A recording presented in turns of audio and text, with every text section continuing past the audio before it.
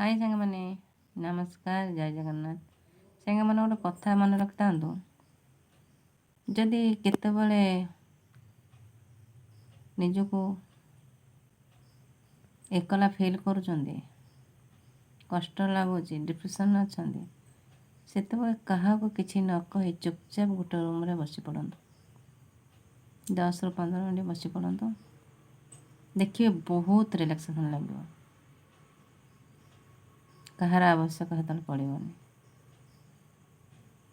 ଆଉ ମାଇଣ୍ଡ ସ୍ଥିର କରିକି ବସନ୍ତୁ। ଯେଉଁ ବ୍ୟକ୍ତି ଜଣେ 10ରୁ 20 ମିନିଟ୍ ମାଇଣ୍ଡ ସ୍ଥିର କରି ଚୁପଚାପ ବସିବାର କ୍ଷମତା ଅଛି, ସେ ଲୋକ ସବୁ କିଛି ହାସଲ କରିପାରିବ, କେଉଁଠି ହାରିବନି।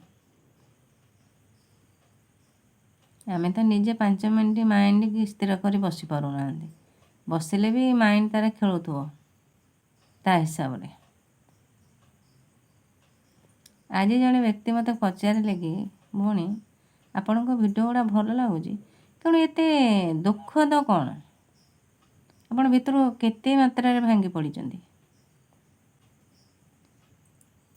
କେହି ଜଣେ ତାଙ୍କୁ ଯାଇ କହିଦିଅନ୍ତୁ, ଭାଙ୍ଗି ପଡ଼ିଥିଲେ ସିନା ସିଏ ଜଏଣ୍ଟ କରିବେ। ମୁଁ ତ ଭିତରୁ ପୁରା ଚୁର ଚୁର ହେଇଯାଇଛି, ସେ କେମିତି ଜଏଣ୍ଟ କରିବେ? କିନ୍ତୁ ଯାହା ହଉ ସେ ଏତିକି ପଚାରିଲେ, ଏଇଟା ଖୁସି ଲାଗିଲା।